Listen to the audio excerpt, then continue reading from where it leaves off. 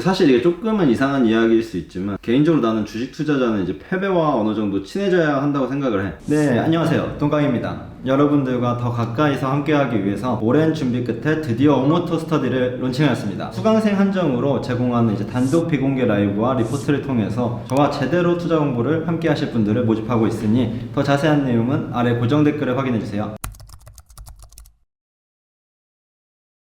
안녕하세요. 안녕. 오늘은 또 어떤 고민이 있으신지. 무엇이든 물어보세요.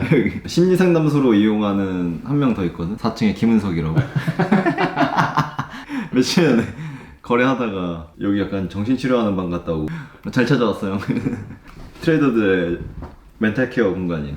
오늘은 저의 멘탈을 좀 케어해주시면 감사합니다. 네, 오늘 요즘 거래 많이 하고 있잖아. 거래하면서 드는 고민이 있을 거 아니야. 손실에 대한 이야기인데 형도 옆에서 보면 제가 손실을 보잖아요. 근데 아무리 잘하는 트레이더라 해도 손실을 볼 수밖에 없는 거예요. 그치. 손실 안 본다? 구라야. 손실 안 보는 사람은 가짜. 사기꾼. 약간 이렇게 보는. 그러니까 무조건 돈 버는 그런 막 비법 이런 건 없는 거예요. 그렇게 얘기하는 사람들은 제일 경계해야 돼. 특히 막 계좌를 막 이렇게 공개하더라도 당연히 뭐 한 달, 두 달, 뭐 세 달 이렇게 손실이 안 날 수 있다. 근데 막 6개월, 1년 하루도 빠짐없이 계좌가 그렇게 되어 있다? 그건 문제 있는 거지. 형도 오랫동안 손실 안 본 적도 있긴 하잖아요. 그치. 근데 난 데일리로는 손실을 안 본 것도 거의 한 달이 최고인 것 같고 주간 단위로는 몇 년 동안 손실 난 적이 없었는데 근데 데일리로 손실이 이거 또 내가 모르는 생각일 수도 있죠.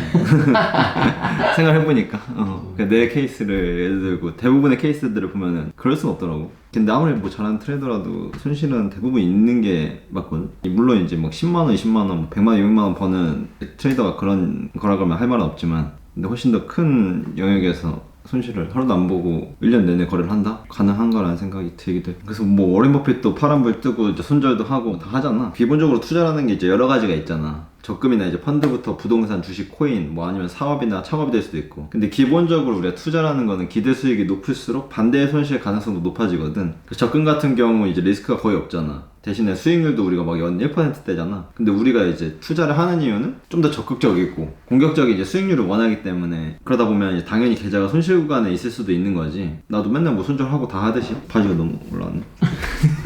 공격적인데? 좀 창피했어. 이렇게 살을 보여준 경우는 없었는데. 그러니까 저도 보는데 조금 당황스러워.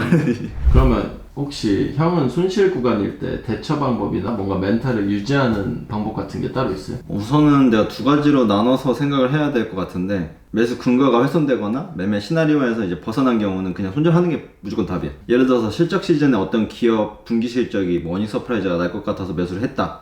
근데 막상 실적 발표 날 보니까 그냥 컨센에 부합하는 정도였던 거지. 그러면 뭐 기대감이 선 반영됐던 뭐 주가가 떨어질 수도 있잖아. 이런 경우는 그냥 손절하고 나와야지. 시나리오가 이제 빗나간 거니까. 근데 만약에 내 매매 시나리오나 근거가 살아있는데 시장 방향이 아직 내 예상대로 흘러가지 않는다면 목표 손절가에 도달하기 전까지는 포지션을 홀딩하거나 아니면 추가로 보통 매수하는 편이지. 이거는 매수 근거나 시나리오가 스스로 논리적으로 납득 가능할 때 이제 취할 수 있는 행동인데 사실 매번 말하지만 이제 주식 투자에서 가장 중요한 부분이기도 한 영역이지. 근데 너가 이제 물어본 게 이제 멘탈을 어떻게 유지하느냐 이거잖아. 근데 매수 근거는 살아있는데 계좌가 손실 중이라면 나는 개인적으로 투자자한테 자신감이 필요하다고 봐. 막 내가 옳고 시장을 이길 거다 막 이런 오만이 아니라 그만큼 매매 시나리오가 자기 논리를 잘 구축하고 리서치를 했으면은 거기에 자신감이 있는 거지. 그 손절 계획까지 우리가 잡아놨으면은 이제 손실 구간에서도 약간 오케이 가보자고 이런 느낌으로 버텨보는 거지. 전투에서는 패배해도 결국 전쟁에서는 승리한다 이런 말 있잖아. 그러니까 내가 짠 시나리오의 논리성을 믿어보라는 거지. 안 그러면 이제 불안해서 계획대로 못 버티고 막 손절하고 내가 팔고 나면 날라가서 또 배 아프고 막 그럴 거잖아. 결국 그럼 자신감이 멘탈을 뭔가 잡아주는 거네? 자신감은 키우고 자존심은 갖다 버려야 돼. 그러니까 우리가 주식 투자를 하는 이유는 결국에 수익을 얻으려고 하는 거란 말이야. 근데 투자를 하다 보면 대부분 물렸을 때 손절 못하고 이제 본전만이라도 찾아가야지 막 이런 생각 한단 말이야. 근데 난 개인적으로 그게 어느 정도 자존심 때문이라고 봐. 그러니까 본인 판단이나 선택이 틀렸다는 걸 인정하기 힘들잖아. 동전주나 이제 테마주가 아닌 우량주 같은 경우는 기다리다 보면 이제 보통 매수가까지 다시 올라오는 경우도 많이 있으니까 그때 이제 본전으로 탈출하면 어쨌든 틀리진 않은 것 같잖아. 사실 틀린 거거든. 그러니까 자존심 같은 거는 시장에서 사실 상관이 없는 말이야. 그러니까 우리의 목적은 이제 수익을 내는 거다. 여기에 집중하고 시나리오가 잘못해서 손실이 나면은 깔끔하게 패배를 인정하고 나오는 거지. 다음 이제 매매 계획을 더 잘 짜서 이제 더 좋은 가격, 더 좋은 타이밍에 이제 들어가 보는 거고. 그래서 틀리는 거 이제 당연한 거고. 손실도 이제 감수할 줄 알아야 이제 결국 지속적으로 이제 주식 투자로 이제 수익을 낼 수 있는 거지. 그렇게 하기 위해서 이제 내 판단이나 이제 계획에 대한 자신감이 좀 보조돼야 되는 거고. 그럼 약간 모르고 이기는 것보다 알고 지는 게 좋다고 생각하면 되는 건가요?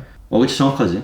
그러니까 대부분 매매의 종류가 이제 수익, 손실 이렇게 두 가지만 있다고 생각을 하거든. 근데 사실은 이제 좋은 매매, 나쁜 매매 총 4가지가 이제 있다고 보면 돼. 손실이 낮지만 이제 좋은 매매일 수도 있고, 반대로 수익을 내긴 했지만 나쁜 매매일 수 있는 거지. 그러니까 돈 많이 벌었으면 됐지 무슨 나쁜 매매야 이런 생각을 당연히 할 수도 있는데, 그러니까 우리가 한 번만 투자 성공하고 앞으로 평생 안 할 건 아니잖아. 그러니까 한 번 매매로 평생 먹고 살 정도의 수익을 내는 것도 사실 말이 안 되고, 그래서 지금 한 번 수익을 얻고 잃고보다 중요한 게, 그러니까 내가 납득할 수 있는 기준을 가지고 충실히 내 계획대로 매매를 했느냐 이거지. 이제 그럴 경우에는 패배를 했어도 이제 배울 점이 있고, 내 기준을 가지고 이제 계획대로 매매를 하다 보니까 그 스스로의 거래 방식에 이제 자신감도 더해지고 결과적으로 더 멘탈이 센 투자자가 될 수 있는 거지. 근데 또 반대로 내 계획이나 이제 기준하고 완전히 엇나갔는데 어쨌든 돈은 벌어봤어. 그러면 처음엔 좋겠지. 그리고 이제 본인 실력이라 이제 착각을 할 수도 있어. 근데 그 돈을 이제 인출해서 뭐 여행 가고 맛있는 거 먹고 다시 투자 안 하면 상관없는데, 우리는 그 돈을 이제 시드에 추가해서 또 투자를 할 거란 말이야. 그러면 이제 그 다음 투자할 때 당연히 뭘 기대하겠냐는 거지. 그러니까 내 계획이나 이제 분석을 믿고 투자하는 게 아니라 이제 기도 매매를 이렇게 하는 거야.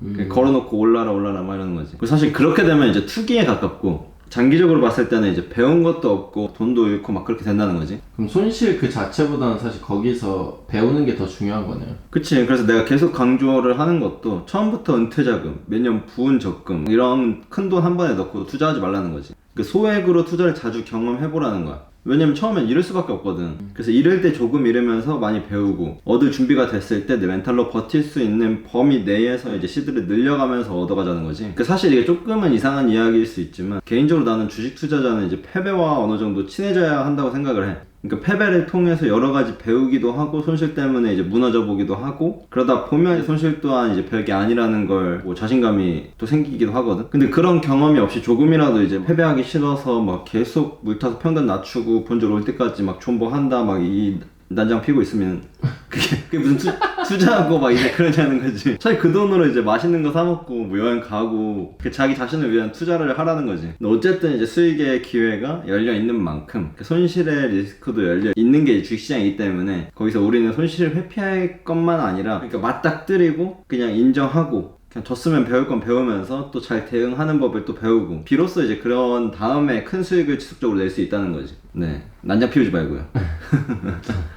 오늘은 젖잘싸에 대해서 알아봤는데 어떠셨나요? 네, 뭐 젖잘싸 당연한 거죠. 졌지만 잘 썼다. 그렇죠. 졌지만 잘 싸워야죠, 그렇죠? 어쩌면 졌지만 패배를 통해서 배우는 게 중요하다. 네, 그런 마인드를 갖는 게 주식 투자에선 제일 중요합니다. 뭐 인생에서도 중요할지 모르겠지만 주식 투자에는 제일 중요합니다. 형은 그럼 아직도 투자하면서 젖잘싸 하나요? 아니? 졌는데 못 싸운 경우도 많습니다. 졌는데 못 싸운 경우 뒤지게 많아. 졌는데 잘 싸운 경우는 별로 없습니다. 그 드문 기회이기 때문에 잘 해야지. 덥습니다. 빨리 가. 갈까요? 네, 다음 주에 뵙겠습니다. 안녕.